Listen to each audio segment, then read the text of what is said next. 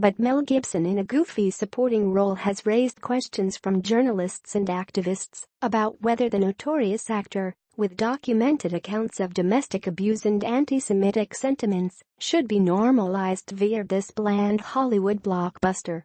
Gibson's case can be viewed in a larger, contemporaneous context of questions surrounding allegations made against Woody Allen, Kevin Spacey and others. Literally, I could go on, and whether the works of morally problematic artists should be rejected outright due to personal failings.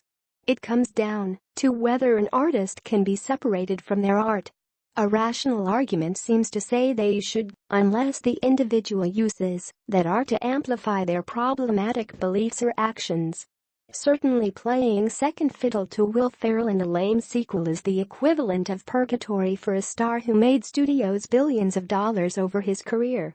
But self-appointed cultural critics maintain permanent exile is only appropriate after the actor pled no contest to domestic abuse of then-girlfriend Oksana Grigorieva.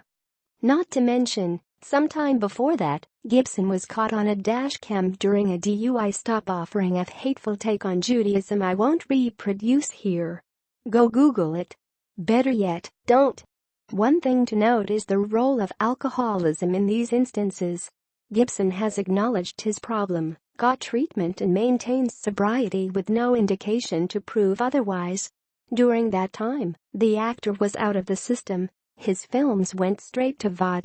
What's missing from Gibson's critics is that his rejections didn't start with the abuser outbursts, but after the release of 20,042's The Passion of the Christ. Gibson directed and financed the religious film himself, grossing a cool $611 million worldwide. For many filmmakers, such success would write your ticket. But the film's intensely violent depiction of Christ's last days turned tastemakers' stomachs. Many in the industry also saw a film stirring up anti-Semitic sentiment. This was the historical reputation of passion plays themselves. So even though Hollywood bows at the altar of the box office, Gibson became persona non grata. What's hard to remember amid the controversy is The Passion of the Christ was an amazingly directed film. For instance, Gibson's use of light, or the absence thereof, to represent God is stunning.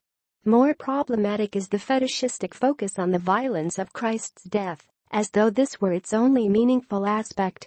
Couple that with the film's climax suggesting the resurrection as a militaristic call to arms, which hints at malicious intentions. So what does this have to do with Daddy's Home 2? Because there's something amiss about solely judging an artist's work on whether they are, or are not, a respectable person. Should this be a factor? And of course, when someone is accused of forcing themselves onto a minor, as has been alleged against Kevin Spacey, critics will re-examine his Oscar-winning role in 1992's American Beauty, where his suburban dad becomes fixated on his daughter's friend.